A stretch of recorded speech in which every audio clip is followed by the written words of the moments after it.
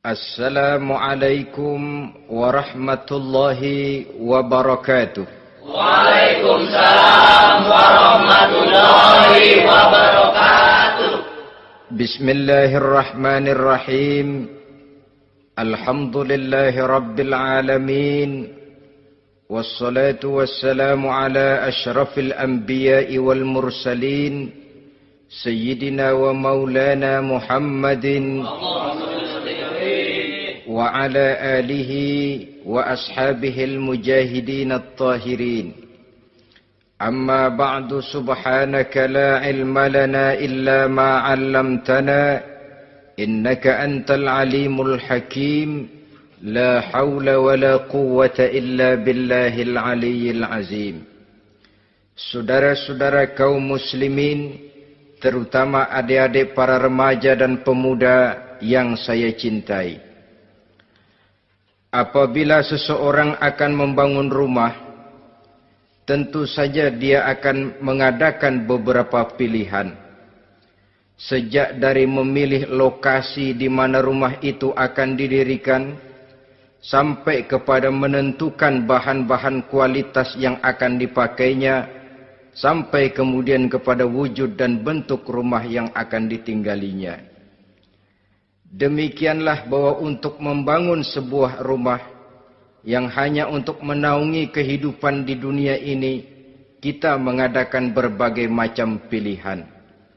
Apalagi kalau kita akan membangun sebuah rumah tangga yang kita harapkan tidak hanya akan menaungi kehidupan di dunia ini, tidak hanya untuk kepentingan kita saja, tetapi juga untuk kepentingan anak cucu kita di belakang hari, termasuk sampai kepada hari akhirat nanti.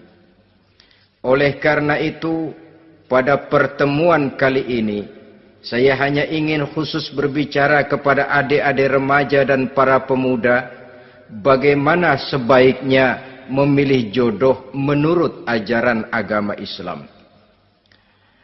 Dalam Al-Quran, Allah subhanahu wa ta'ala menjelaskan, Zuyyina linnasi hubbus syahawati minan nisa. Bahwa manusia, apapun jenisnya, asal dia bernama manusia, dihiasi dengan perasaan cinta kepada perempuan. Jadi sejak dahulunya, secara fitrah, laki-laki senang kepada perempuan, sebagaimana perempuan pun senang kepada laki-laki. Dihiasi rasa cinta ini dalam kehidupan manusia. Dan oleh karena adanya rasa cinta, berkembanglah segala macam persoalan. Sehingga seorang ahli cinta pernah berkata, cinta adalah 5 huruf yang membuat persoalan tidak akan pernah selesai. 5 huruf yang membuat persoalan tidak akan pernah selesai-selesai. Tetapi dalam kehidupan sehari-hari sering kita saksikan bahwa cinta ini bisa mendorong, memberikan motivasi yang baik, dan cinta ini pun bisa juga memberikan dorongan yang tidak baik. Oleh karenanya, apabila cinta itu ibarat setetes embun yang jatuh di bumi yang subur, akan tumbuhlah di atasnya aneka ragam bunga-bungaan yang harum semerbak, indah, mewangi, sedap dipandang orang, menebarkan rasa aman, damai, sentosa, dan begitu selanjutnya.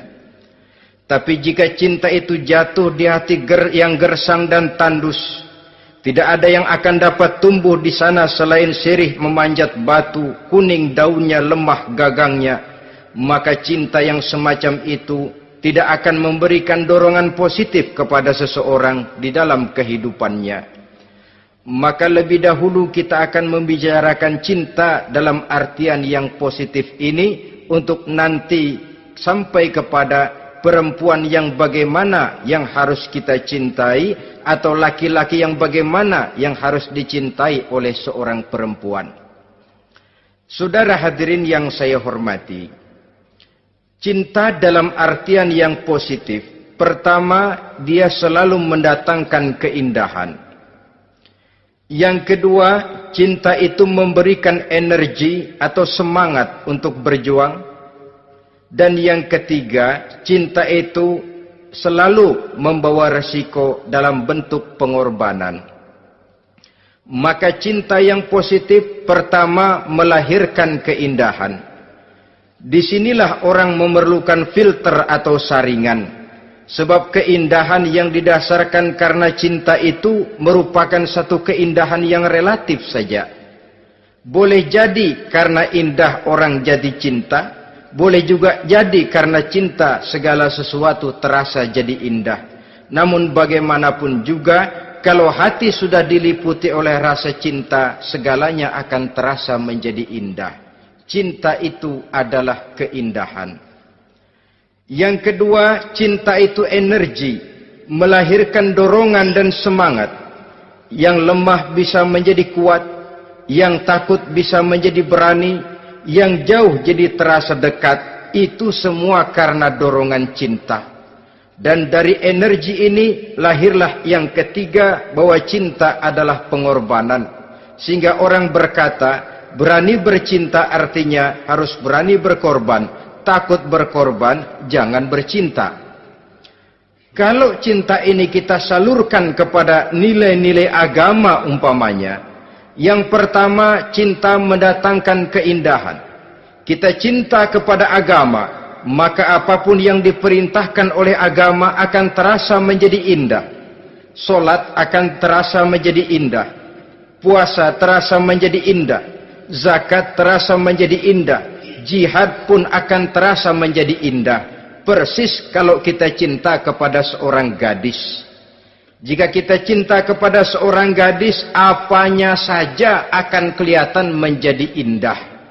Jalannya terasa indah, lenggang-lenggoknya terasa indah, suaranya merdu padahal cemprengnya bukan main. Seluruhnya akan mendatangkan keindahan karena dasarnya sudah cinta. Cinta membawa kepada keindahan.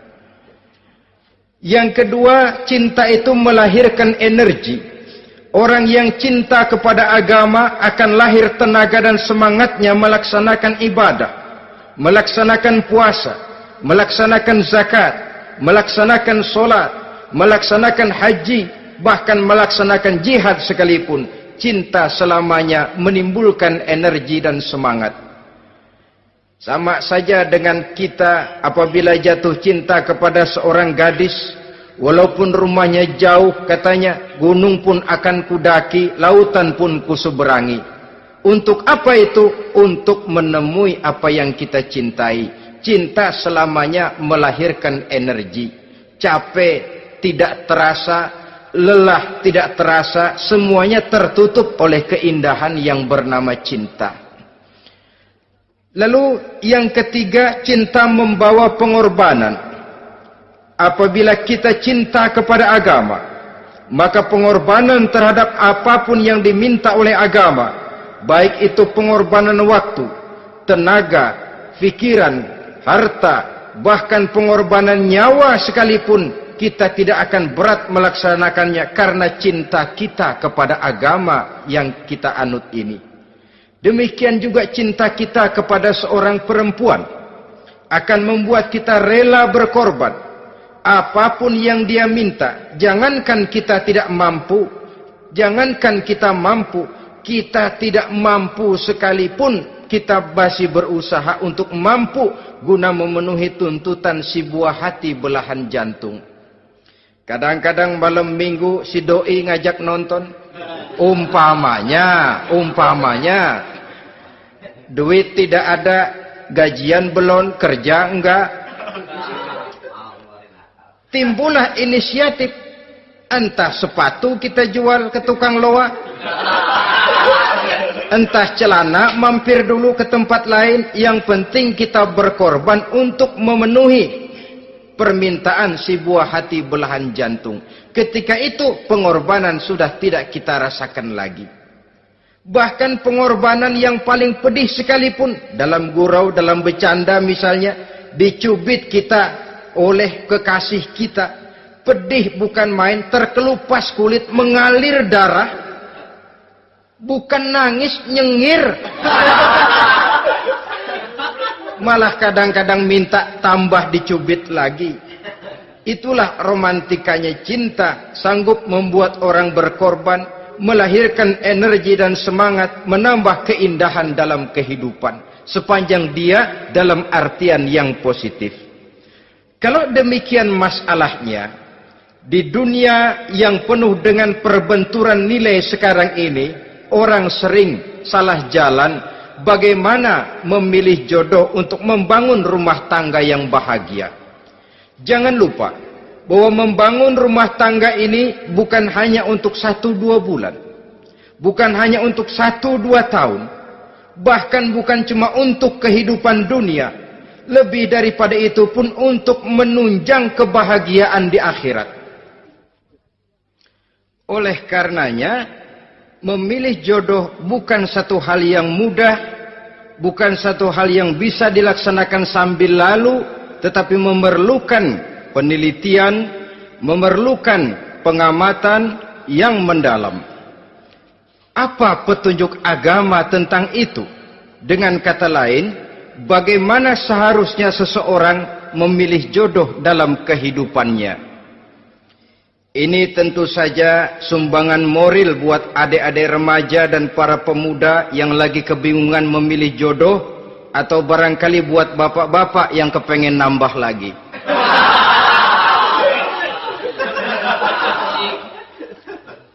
Mohon maaf kepada ibu-ibu, saya tidak menganjurkan, cuma ngajarin.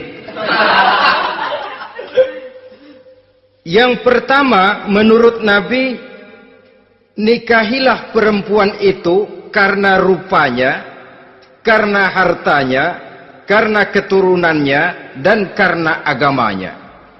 Ada 4 motif utama di sini. Pertama, memilih jodoh, lihatlah rupanya. Lagian siapa yang kepengen dapat jodoh rupanya nggak karu-karuan? Cari rupa yang cantik, indah, dan menawan. Namun jangan lupa, saya katakan di zaman di mana sering terjadi benturan nilai seperti sekarang ini, orang sulit untuk mendapatkan keaslian. Di mana teknologi sudah sedemikian canggih, di mana ilmu kedokteran sudah sedemikian maju, maka berbagai macam rupa bisa dibentuk dengan apa yang dinamakan operasi plastik misalnya. Yang pesek bisa dibikin mancung, kuping yang kelebaran bisa dibikin sedang, pipi yang kembung sebelah bisa dibikin rata, janggut yang tidak menarik bisa dibikin bak lebah bergantung katanya. Oleh karena itu, kalau pilihan hanya tertuju kepada rupa yang cantik saja semata-mata, kita sudah melakukan satu kesalahan yang sangat besar. Sebab apa? Diperingatkan oleh Nabi melalui hadis Ibnu Majah, Bazar dan Baihaqi dari Ibnu Umar. Janganlah kamu kawini seorang perempuan karena kecantikannya, sebab kecantikan boleh jadi akan mencelakakan. Jangan juga kamu kawini perempuan karena hartanya, sebab kekayaan biasanya akan mendatangkan kesombongan. Tetapi kawinilah karena agama dan akhlaknya, karena itulah yang akan membawa kepada kebahagiaan. Saudara-saudara kaum muslimin, terutama adik-adik remaja dan para pemuda, dikala usia puber, apalagi mata baru terbuka, awal balik namanya, remaja sering kehilangan filter. Pokoknya asal ngelihat rupa yang sudah lemot, denok, geboy,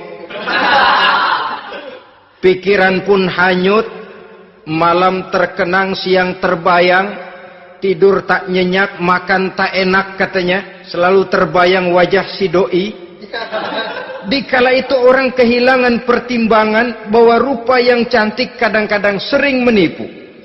Diriwayatkan oleh Imam Ibnu Abbas, satu hari ketika sedang kumpul dengan para sahabat, lewatlah orang dengan potongan potongan orang kaya.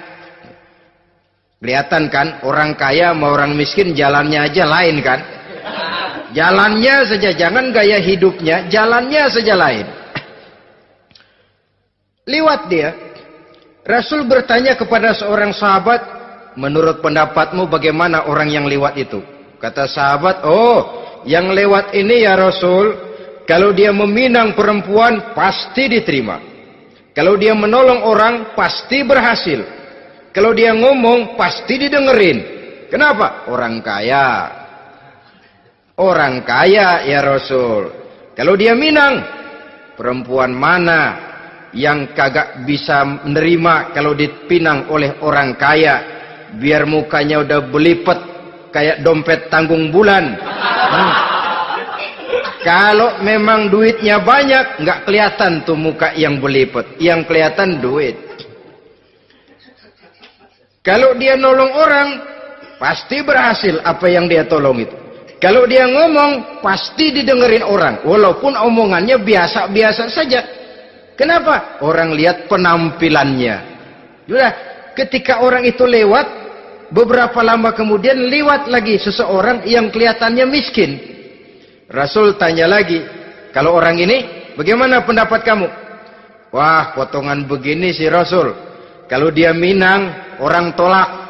Siapa yang mau kawin sama kere begini? Kalau dia nolong orang, pasti nggak berhasil.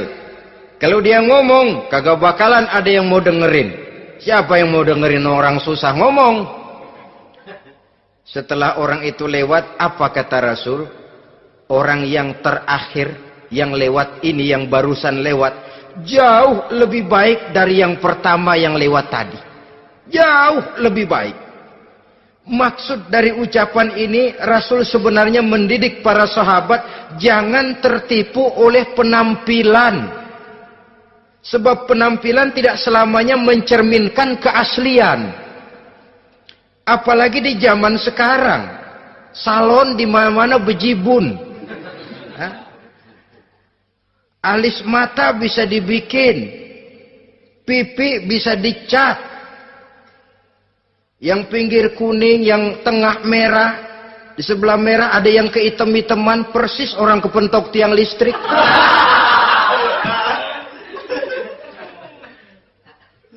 Kecantikan yang artifisial, kecantikan yang bukan alami. Karena itu silakan saja cari yang cantik, tapi jangan terpaku sampai di situ. Sebab kecantikan di samping dia mudah berubah oleh pergeseran masa dan pertukaran waktu, ternyata penampilan tidak selamanya mencerminkan keaslian. Lain hari seorang sahabat pernah mengadu, "Ya Rasul, ada apa? Inna imra'ati la turaddu yadul lamis."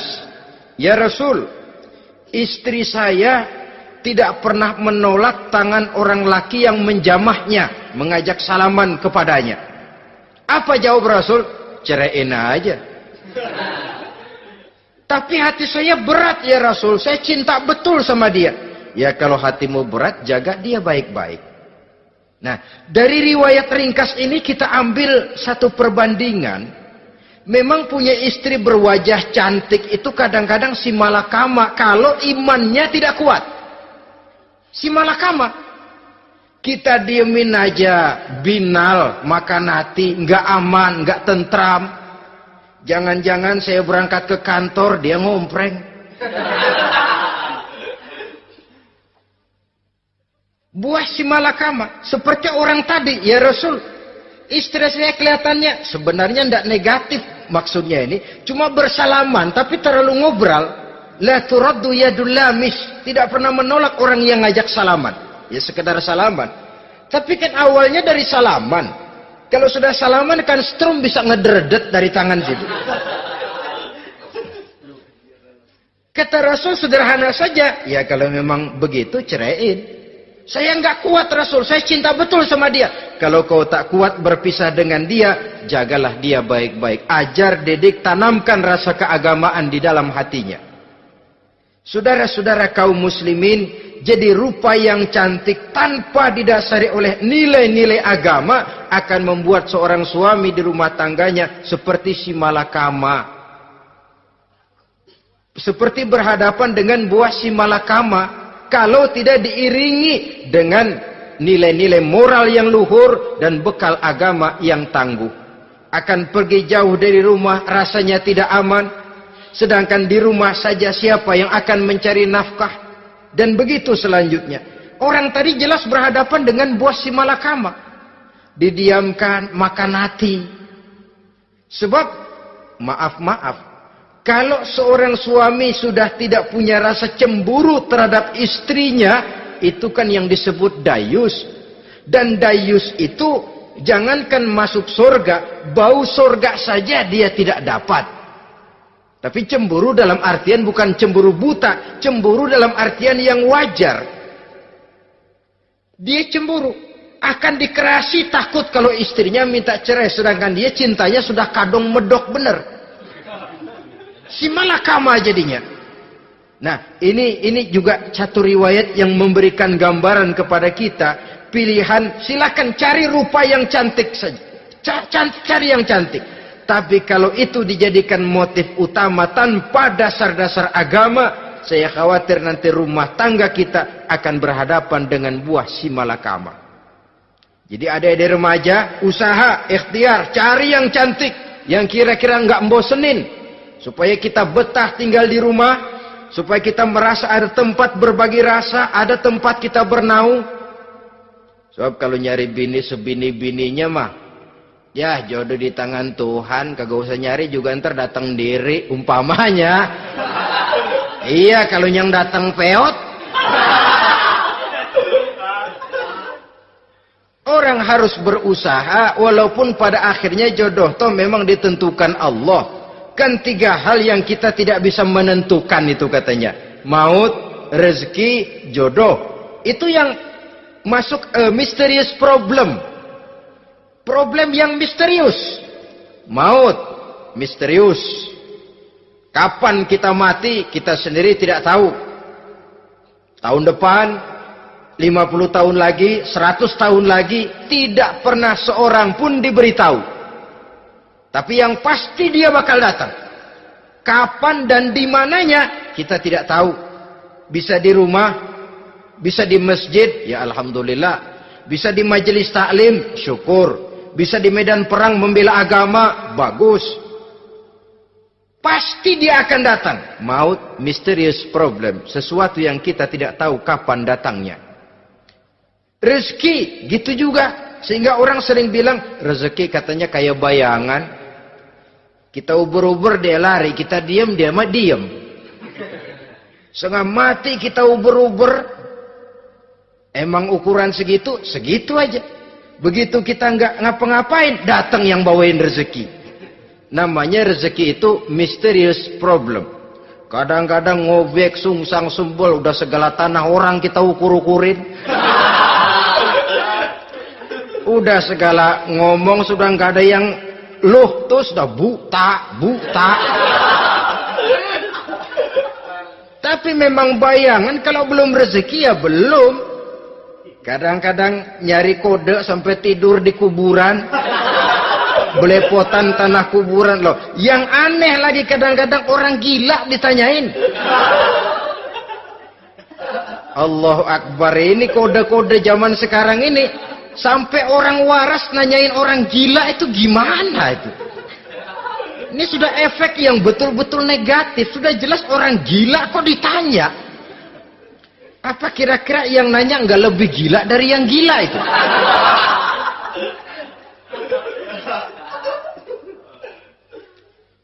Saudara-saudara kaum muslimin, terutama adik-adik remaja dan para pemuda, jadi silakan saja cari rupa yang cantik, karena dia akan jadi tautan hati, buah hati belahan jantung, tempat kita berbagi rasa, tempat kita pulang dan tinggal di rumah tangga kita. Tapi hendaknya kecantikan rupa itu diiringi juga dengan kecantikan budi. Karena itu cari rupa yang cantik. Ini pilihan utama. Yang kedua, kata Nabi, harta, cari yang kaya. Tetapi jangan lupa, jangan dijadikan pilihan utama.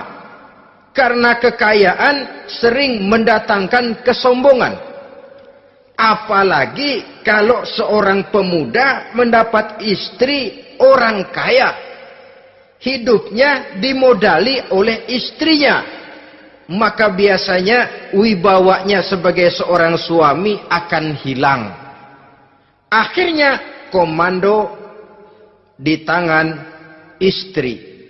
Dikala itulah suami tidak lebih daripada prajurit yang taat kepada komando istrinya.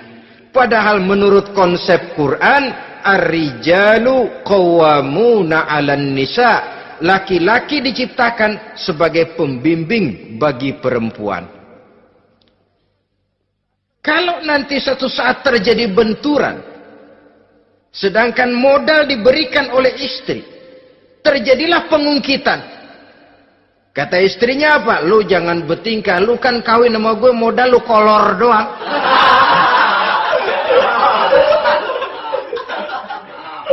Kalau sekarang bertingkah, silakan keluar rumah. Bawa seperti engkau datang dulu. Jangan bawa apa-apa. Pergilah seperti engkau datang dulu kemari. Hilanglah wibawa seorang suami. Suami kalau udah digentak sama istri begitu, ngelempuruk kayak ayam sampar. Di mana lagi letak wibawanya? Harta sering mendatangkan kesombongan. Oleh karena itu, walaupun diperintahkan cari yang keturunan orang kaya, tapi maksudnya jangan dompleng. Sebab kepribadian seorang suami akan ditentukan oleh sifatnya sendiri. Keberadaannya ditentukan oleh karya dan perbuatannya sendiri. Itulah yang akan menampilkan kepribadian dia dalam kehidupan di masyarakat ini. Saudara-saudara kaum muslimin, terutama adik-adik remaja dan para pemuda, kan kadang-kadang di zaman sekarang kan kelas-kelas gigolo, playboy ya, nyari tante-tante kesepian, mejeng-mejeng di pinggir-pinggir jalan dengan harapan apa? Ya barter lah, tukar tambah. Nah, supaya dapat rokok, dibelikan pakaian, motor dan sebagainya. Tapi yang jelas hilang harga diri sebagai laki-laki, dan itu yang paling mahal. Kalau seorang laki-laki sudah kehilangan harga diri, apalagi yang bisa dibanggakan dalam kehidupan ini? Apa artinya naik mobil kalau kepala tertunduk ke bawah? Apa artinya jalan di tengah masyarakat kalau kita tidak bisa menengadah dengan satu kebanggaan?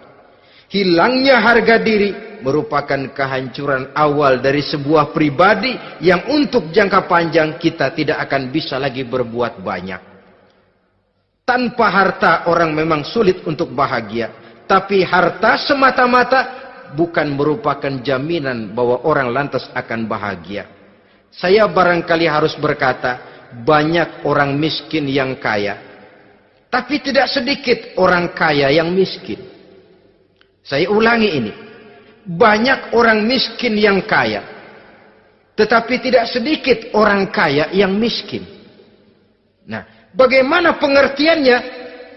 Orang miskin yang kaya, materinya sederhana, peralatan rumah tangganya sederhana, tapi hatinya kaya. Oleh karena hatinya kaya, jiwanya lapang. Sebaliknya, orang kaya yang miskin, di tengah kelimpahan materi yang berlimpah, segalanya serba ada, hatinya yang miskin. Kelimpahan materi tidak akan sanggup mengobati kemiskinan hatinya. Sehingga di tengah kehidupan yang serba ada, dia masih merasa kurang, maka dia tidak pernah cukup. Di tengah kemilauan dan gemerlapan serta glamornya rumah mewah, dia merasa hidup di tengah gurun pasir yang gersang dan tandus. Karena itu, biarlah miskin harta tapi kaya budi, daripada kaya harta tapi miskin budi. Lebih utama lagi, kaya harta, kaya budi. Itu idealnya. Dasar pilihan ketiga, sesudah rupa dan harta, menurut Nabi, keluarga. Faktor keturunan sangat menentukan. Pepatah mengatakan, buah apel akan jatuh tidak terlalu jauh dari pohonnya. Biasanya kalau bapak kalong, anak kampret. Bapak nyolong, anak nyopet. Itu fotokopi. Saudara-saudara, sungguh pun demikian, faktor keluarga bukan merupakan yang paling dominan. Karena segalanya memang bergantung kepada hidayah dari Allah Subhanahu wa ta'ala. Kalau hidayah datang, bisa saja anak maling bisa jadi kiai. Kalau hidayah datang, bisa saja anak Nabi malah ikut bersama orang-orang kafir. Pada akhirnya orang mau besar atau tidak, bukan dengan jalan menyempeng kepada keturunan orang lain, tapi ditentukan oleh kepribadian dirinya sendiri. Tidak bisa kita menjadi besar dengan menyebut kebesaran orang lain. Itu sebabnya dicontohkan oleh Imam Ali pada saat beliau berkata, "Laisal fata may yaqulu kana abi, walakinnal fata may yaquluha anadha." Anak muda yang gentleman adalah anak muda yang berani berkata, "Inilah saya." Bukan anak muda yang membanggakan leluhurnya. Ini kan zaman sekarang ini lagi ngetop-ngetopnya lagu-lagu cengeng katanya dah. Sebenarnya menurut saya bukan cuma lagu cengeng yang jadi masalah. Lagu cengeng cuma satu efek dari sikap yang lebih utama dari itu, yaitu mental cengeng. Kalau mental sudah cengeng, apapun yang kita lakukan akan jadi cengeng. Tidak cuma lagu, kebudayaan yang lahir akan kebudayaan cengeng. Jadi pengusaha cengeng. Jadi pejabat cengeng. Jadi kiai cengeng. Kenapa? Mental cengeng. Di antara mental cengeng itu apa? Mengandalkan fasilitas atasan. Kalau tidak ada fasilitas dari atas, lantas tidak bisa berbuat apa-apa. Cengeng. Menjadi besar bukan karena karier pribadi, tapi karena nasib katrolan. Itu pun termasuk mental cengeng. Sedikit gagal, bagaimana sedikit jalan buntu, sedikit deadlock, lu ngapain lu melulu? Saudara hadirin yang saya hormati, jadi lebih penting dari sekedar lagu-lagu cengeng, saya malah lebih suka bicara mental cengeng ini. Mental yang cepat putus asa. Mental yang tidak mau mengeluarkan usaha maksimal. Mental yang hanya mengandalkan fasilitas. Sedangkan pribadinya tidak lebih daripada pribadi sumuhun dawu. Pribadi kulo nuwun. Pribadi kumaha juragan wae. Pribadi oke bos. Pribadi asal bapak senang. Bukankah itu semua merupakan cermin dari mental-mental yang cengeng, yang untuk jangka panjang tidak akan pernah menguntungkan daripada pembangunan bangsa dan negara yang kita cintai ini. Seseorang mau besar atau tidak, bukan dengan jalan menyempeng kepada kebesaran orang lain. Bahkan Syauqi dalam sebaik syairnya yang lebih tegas mengatakan, wa syarrun nasi zu khumulin iza fakhartahum zakarul jaduda wa syarrun nasi wa khairun nasi zu syarafin qadimin aqama li nafsihi syarafan jadida. Generasi yang paling jelek adalah generasi pemalas. Kalau kelihatan orang lain lebih hebat dari dia, disebut-sebutnya kebesaran nenek moyangnya. Dia sendiri nggak punya prestasi apa-apa. Kerjanya cuma ngandeli kerjanya cuma menggelayuti fasilitas orang tuanya.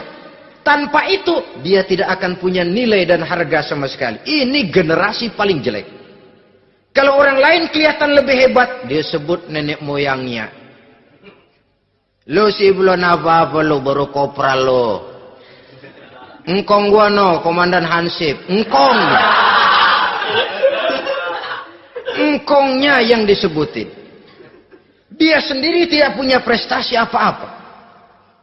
Jadi silahkan saja cari gadis dari keturunan keluarga yang baik-baik. Tapi jangan jadikan tendensi utama, jangan dengan niat untuk menyempeng kepada kebesarannya. Tapi paling tidak dengan niat agar mudah-mudahan dari benih yang baik ini akan lahir keturunan-keturunan yang baik pada akhirnya nanti. Itu yang kita harapkan. Bukan lalu dengan pertimbangan, weh, mertua gue bos nih, kali aja begitu gue kawin aja mampus. Ini semua warisan kan jatuh kemari semua. Kalau itu niatnya sudah jelas salah. Kita mencari perempuan dengan keturunan-keturunan yang baik dengan berharap agar anak-anak kita nanti yang akan merupakan benih cucunya akan melahirkan kebaikan-kebaikan seperti leluhurnya dulu. Saudara, pilihan yang keempat kata Nabi, agama. Ini yang paling inti. Kenapa? Agama itu motivasinya moral. Di sini segalanya ditentukan. Rupa yang baik, harta yang banyak, keluarga yang luhur. Kalau sudah dilandasi oleh agama yang rapuh, bahkan tidak beragama sama sekali, ketiga hal di atas tadi hanya akan mendatangkan malapetaka. Sekarang kan kita tertipu oleh penampilan. Padahal penampilan belum tentu kenyataan.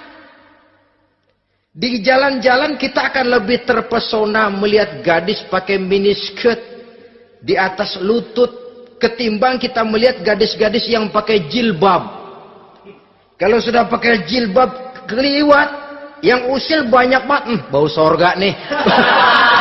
Bau sorga katanya.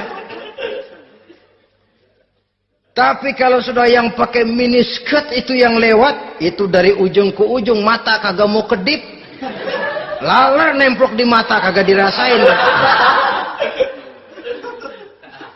Kita terpesona oleh penampilan zahir, padahal penampilan belum tentu memantulkan hal yang sebenarnya. Tapi memang itulah watak manusia. Watak manusia, saya katakan manusia tanpa kecuali. Tetapi bergantung kepada pemikiran jangka pendek atau jangka panjang. Kalau jangka panjang yang kita pikirkan, ya tentu kita tidak akan mudah terpesona oleh hal yang zohir. Sampai-sampai Quran sendiri mengatakan, budak yang hitam legam, tapi beriman, itu lebih baik daripada orang-orang musyrik, walaupun cantik, denok, lemot, geboy. Ada lagi nggak bahasa yang lebih dari itu? Cantik, denok, lemot, geboy, bahenol, nerkom, tapi kafir masih lebih baik budak yang hitam legam sekalipun. Kalau dia beriman. Kenapa? Rumah tangga untuk jangka panjang. Sebab itu Islam tidak membolehkan kawin campuran dengan lain agama. Walaupun ada ayat yang mengatakan boleh kawin dengan ahlul kitab, tapi sebagian mufassir menjelaskan bolehnya kawin dengan ahlul kitab itu dalam kondisi darurat. Dalam kondisi normal tidak bisa. Kenapa? Kalau sudah berlainan agama, akan terjadi kerancuan rumah tangga untuk jangka panjang. Bagaimana membina dalam keharmonisan di rumah tangga? Bagaimana nasib anak-anak nanti?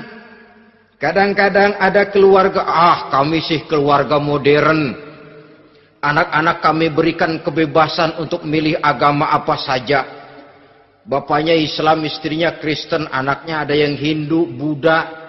Bagus nih, keluarga pecel namanya. Bagaimana keluarga modern bisa seperti itu? Padahal seorang suami bertanggung jawab di hadapan Allah. Dia akan ditanya tentang istrinya. Dia akan dimintakan pertanggungan jawab tentang anak-anaknya. Kalau istri kita berlainan agama, mungkin terjadi pengkaplingan. Pokoknya kalau anak perempuan ikut ibu, anak laki ikut bapak. Administrasi dunia bisa begitu. Tapi akhirat, pertanggungan jawab di hadapan Allah. Bisakah kita? Sorry aja Tuhan emang janjinya begini. Saudara hadirin yang saya hormati, oleh karena itu budak legam hitam kalau beriman masih lebih baik daripada orang-orang yang tidak beriman walaupun cantik dan mempesona. Kenapa? Ini faktor agama. Ya buat 1-2 bulan bisa terwujud rumah tangga yang tentram. 2-3 tahun mungkin masih bisa bertahan, tapi sampai kapan? Sampai kapan itu akan terwujud? Pada akhirnya akan muncullah dilema yang akan sulit buat diatasi. Oleh karenanya, motif agama dijadikan stres oleh Nabi. Fasfar bizatiddin taribat yadak. Pilih agama sebagai titik sentral, sebagai pilihan utama. Kalau agamanya kuat, walaupun rupanya sederhana, tapi karena nilai agamanya kuat, dia bisa menyenangkan hati suaminya. Dia bersolek untuk kepentingan suaminya. Dia taat kepada suaminya. Harta, dia anak orang kaya untuk membantu perjuangan suaminya. Tapi kalau tidak ada modal agama, rupa yang cantik bisa menyengsarakan suami. Apalagi kalau suami kere. Istrinya sudah cantik, kaya ataupun tidak kaya kadang-kadang. Udah, suaminya suruh ngempuk di rumah, bininya yang kerja. Ya kalau kerja mendingan kalau dikerjain itu.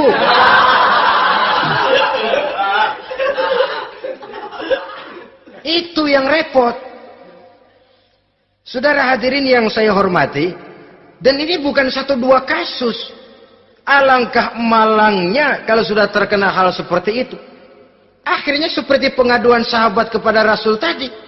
Mau diceraiin, cinta saya udah medok benar Rasul. Enggak diceraiin, hati saya ngebet, pegel. Si malakama akhirnya. Jadi oleh karenanya agama. Kalau dia cantik, walaupun miskin, agamanya kuat, dia bisa memelihara kehormatan diri. Dia kaya, agamanya kuat, hartanya disalurkan di jalan Allah. Karena itu, agama jadikan pilihan utama. Dan ukuran agama itu bukan cuma jilbab loh. Ya kadang-kadang ada juga yang jilbabnya nggak pernah lepas, tapi kadang-kadang akhlaknya lebih binal dari yang kribo. Ada, cuma sekedar kamuflase saja, itu pun penampilan, sekedar penampilan saja. Cuma dari segi aurat ya memang lebih baik dan lebih utama, dan saya kira lebih mengundang penasaran toh. Duren kalau udah dibuka kan kelihatan isinya, emang udah begitu, udah. Tapi kalau masih rapat, itu yang rasanya kita pengen buka. Timbul tantangan, gue pengen tahu isinya. Rasanya juga begitu. Sama saja dengan baju, kalau dibungkus rapat di plastik, ditaruh di etalase, adanya di toko mau serba ada, tahu kita barang mahal nih. Biar punya duit, kita mau nawar ragu-ragu, takut nggak cukup. Tapi kalau barang sudah dibuka, di jalanan, diobral, di pinggir jalan, murahan, 1.003 masih dicampur odol. Yang begitu sih biar nggak punya duit, kita berani banget tanya, nawar, megang lagi nyemek. Berduit nih bang. Kenapa? Barang sudah terbuka. Jadi saudara-saudara, syukur kalau keempat-empatnya ini jodoh terkumpul dalam jodoh yang saudara cari. Sudah rupanya cantik, kaya, keturunan orang baik-baik, agamanya kuat. Nah, surga dunia tuh. Yang begitu cari. Kalau ada yang begitu, saya juga mau nambahin satu lagi.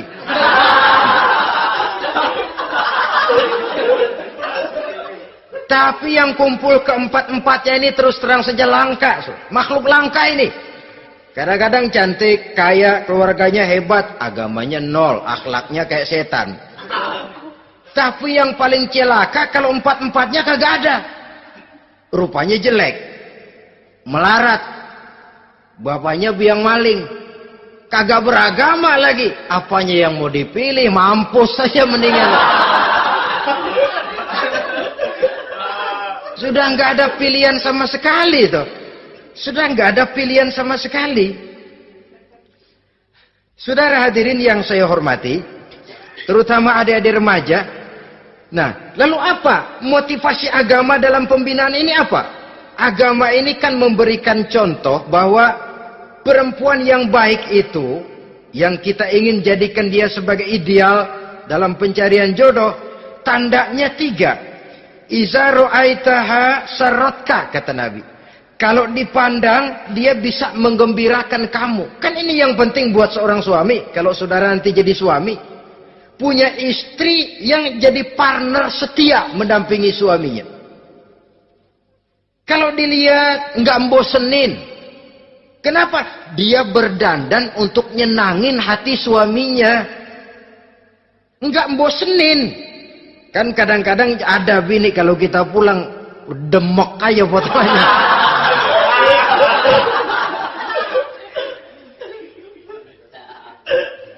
Ini yang bikin suami enggak betah di rumah ini kan yang begini. Adapun perempuan yang beragama, apabila dipandang oleh suaminya, dia pandai menyenangkan hati suaminya. Andai kata suaminya dalam kesulitan, dia tidak menambah beban kesulitan.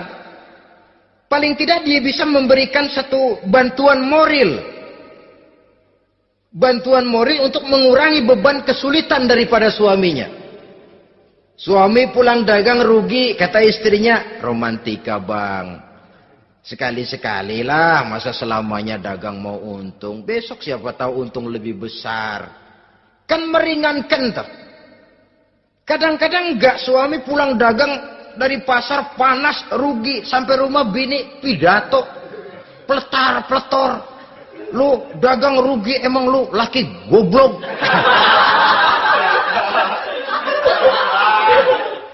Sudahlah di pasar rugi, di rumah digoblok-goblokin.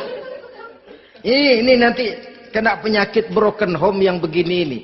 Padahal kesuksesan di kantor, kesuksesan di pasar, kesuksesan di medan tugas selalu dimulai dari kesuksesan dan ketenangan dari rumah tangga.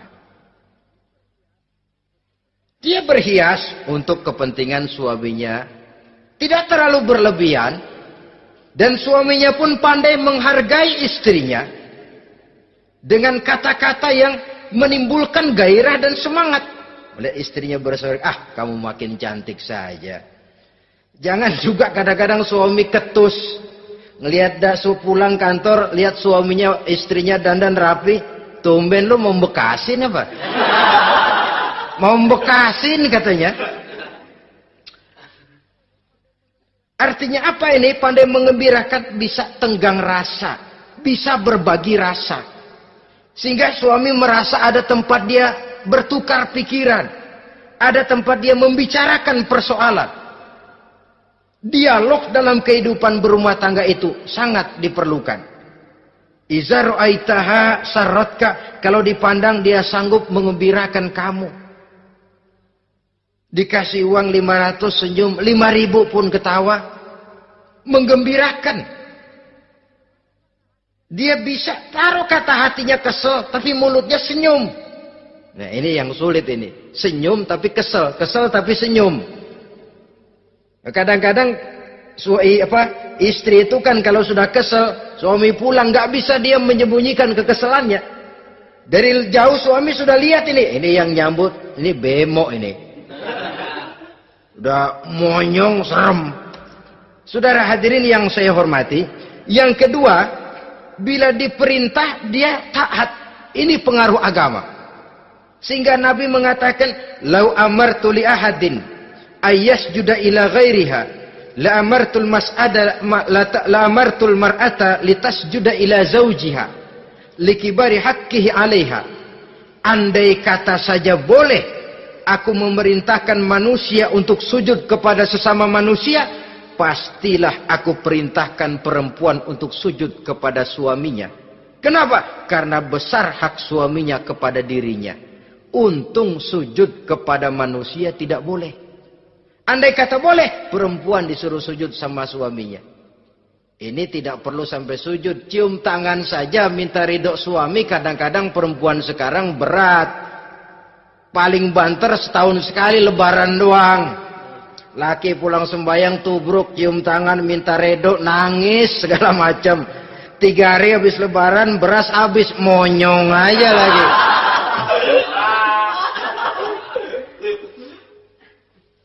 Saudara hadirin yang saya hormati, yang ketiga, akibat pengaruh agama, dia sanggup memelihara kehormatan diri dan sanggup menjaga harta suaminya. Memelihara kehormatan diri baik pada saat suaminya di rumah atau pada saat suaminya tidak ada di rumah. Satu riwayat, seorang sahabat akan pergi perang jihad di fi sabilillah. Ketika mau berangkat dia bilang kepada istrinya, saya mau berangkat perang.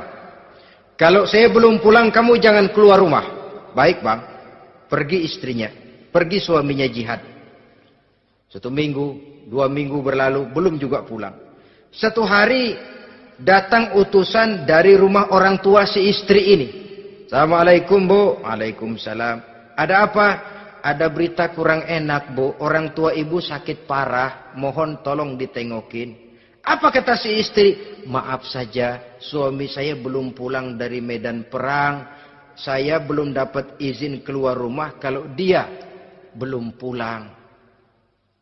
Tolong sampaikan maaf saya kepada orang tuanya. Pulanglah utusan tadi. Besok balik lagi. Bu, ada apa? Udah Senin Kemis. Napasnya sudah sampai tenggorokan. Tolong tengokin buat terakhir kalinya bu. Suami saya belum pulang. Dia pesan kalau dia belum pulang saya jangan keluar rumah. Saya nggak bisa tengokin orang tua saya. Salam maaf saja. Pulang utusan itu. Besok balik lagi. Bagaimana? Sudah meninggal bu. Mau dikubur. Tengokinlah buat terakhir kalinya. Suami saya belum pulang. Saya belum berani keluar rumah kalau suami saya belum pulang. Itu janji saya sama suami saya. Pulanglah utusan ini ngadu kepada Rasulullah sallallahu alaihi wasallam. Ya Rasul, ini perempuan kelewatan benar. Dari orang tuanya sakit sampai sekarat, sampai mati, sampai dikuburin dia nggak nengokin. Memangnya kenapa? Suaminya katanya pergi jihad. Dan suaminya tidak mengizinkan dia keluar rumah. Kalau si suami belum pulang. Apa jawab Rasul? Marahkah beliau? Tidak, beliau senyum. Apa katanya? Dosa orang tua yang meninggal ini telah diampuni oleh Allah karena dia punya anak perempuan yang begitu taat kepada suaminya. Allahu Akbar. Dosa orang tua yang sudah meninggal itu diampuni oleh Allah karena dia punya anak perempuan yang begitu taat kepada suaminya. Ketaatannya kepada suaminya menyebabkan dosa orang tuanya diampuni oleh Allah Subhanahu wa taala. Suami pergi jihad, orang tua sakit keras, tidak berani dia keluar rumah. Itu tandanya bisa menjaga kehormatan diri. Kalaupun satu saat suaminya manggil, bu, tolong ambilin uang di dompet. Dompetnya dibawa, bang, ambil saja sendirilah, nanti salah ambil lagi saya. Kadang-kadang enggak, suaminya pergi mandi, dompet berantakan. Saudara hadirin yang saya hormati, ini motivasi agama. Jadi kecantikan zahir yang diimbangi dengan kecantikan batin oleh karena pengaruh agama tadi. Kalau sudah kemari, orang tidak perlu mikir-mikir operasi plastik, bikin yang pesek jadi mancung supaya orang tertarik. Bikin belakang yang kurus jadi menarik. Tidak. Orang tidak perlu lagi pakai susuk-susukan. Dipasang di bibir supaya kalau senyum orang gempor. Supaya kalau ngomong orang percaya. Dipakai di kuping supaya macam-macam. Tidak perlu lagi. Pakai jompa-jampe, pelet-peletan. Supaya kalau diludahin orang ngikut. Nggak perlu lagi. Kenapa? Cinta itu nature. Sesuatu yang alamiah, yang tidak bisa dipaksakan. Dia kudrati, karunia dari Allah. Tidak bisa cinta dipaksakan. Kalaupun bisa, dengan ilmu pelet, oh saudara bisa membuat orang jatuh cinta. Ya 2-3 hari, 4-50 hari.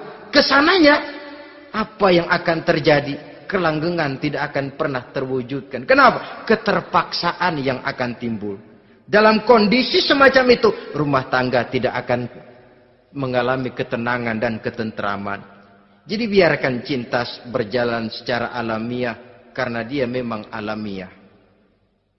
Saudara-saudara, nah sekarang kalau sudah ketemu nih, yang 4 tadi, rupa cantik, keturunan boleh, kaya lumayan, agama kuat. Apa yang harus kita cari? Apa yang harus kita lakukan? Apa pakai pepatah anak sekarang? Aku lihat, aku pikat, aku dapat, aku sikat, aku minggat. Bangsat.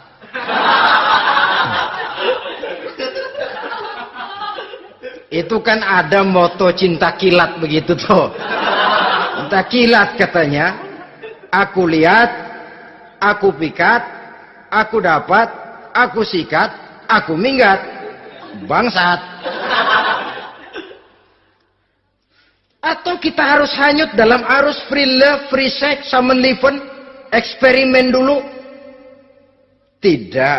Islam menganjurkan kalau memang seret, ini rasanya ini nih, mantap gue nih. Apa yang diajarkan oleh Islam selanjutnya? Meminang, saudara-saudara. Meminang adalah langkah awal untuk mengikat tali pernikahan. Diizinkan meminang. Dan di dalam meminang pun diizinkan untuk melihat. Cuma kalau boleh, ya syaratnya itu, waktu melihat itu jangan sampai ketahuan si perempuan yang akan kita pinang itu. Untuk apa kita meminang? Pertama, untuk yakin. Yakin bahwa perempuan yang kita inginkan ini sudah kumpul syaratnya itu, tidak ada cacatnya. Yang kedua, untuk memperkuat tekad hidup berumah tangga. Diperlukan meminang. Adapun adat itu berbeda. Tapi bahwa konsep meminang itu dalam Islam ada, itu jelas. Ya kalau mesti bawa pisang raja, pakai roti buaya, pakai martabak segede ban mobil truk segala macam. Itu adat saja, ya. Tapi yang real meminang itu ada dalam Islam. Nah, bagaimana adab meminang? Setelah kita tahu anak ini cantiknya ya, keturunan baik, ya kekayaannya lumayan, agamanya kuat, pinanglah dia. Caranya boleh lihat langsung.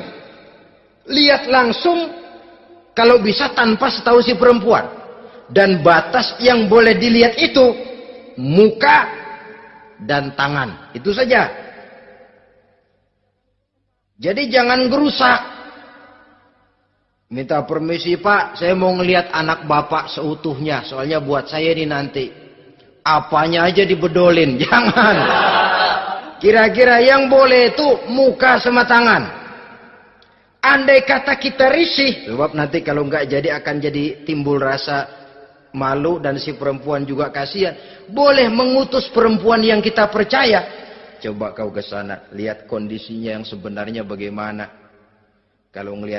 Kalau ngelihat dari jauh sih utuh, siapa tahu nanti tangannya kurang sebelah. Coba lihat sana. Saudara-saudara, kemudian boleh juga ditanyakan kepada orang tuanya. Dan dalam hal ini orang tua si gadis tidak boleh menyembunyikan aib atau cacat yang dimiliki oleh anaknya. Dia harus menceritakan apa adanya. Sampai pun kekurangan anaknya yang paling kecil sekalipun. Sebab apa? Jangan sampai istilah pepatah beli kucing dalam karung. Kedengeran suaranya doang meong-meong, begitu dibuka tuh kucing gempor sebelah kakinya nggak ada. Kan tentu kita tidak kepengen kecewa di belakang hari. Itulah perlunya meminang sebagai jembatan untuk menuju kepada pernikahan. Nah, dengan demikian kalau sudah usaha meminang ini dilaksanakan, jangan merasa sudah setengah resmi. Ini yang kadang-kadang jadi penyakit. Malah sesudah meminang harus masing-masing lebih menjaga diri, menjaga kehormatan, menjaga pergaulan. Kenapa? Agar saat memasuki jenjang pernikahan nanti merupakan jenjang yang sangat ditunggu-tunggu. Ada rasa keinginan tahu. Kalau tidak, ya udah biasa, nggak giroh lagi ngadepin perkawinan. Kenapa? Kemarin-kemarin gue udah cobain. Hilang gairah lagi. Sebab itu kalau sudah meminang, jangan merasa sudah setengah halal. Udah minang ini Kadang-kadang orang tua juga konyol. Sudah dipinang, diumbar. Lu mau kemana keda lu udah pinang?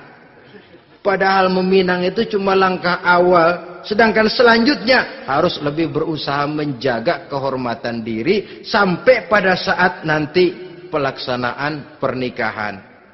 Nah, saudara-saudara, terutama adik-adik remaja dan para pemuda, walaupun agak sekilas memang karena terbatasnya waktu pada pertemuan ini, mudah-mudahan bisa memberikan gambaran yang sepintas tentang bagaimana sebaiknya kita memilih jodoh di dalam membina rumah tangga yang bahagia. Semoga ada manfaatnya. Terima kasih atas segala perhatian.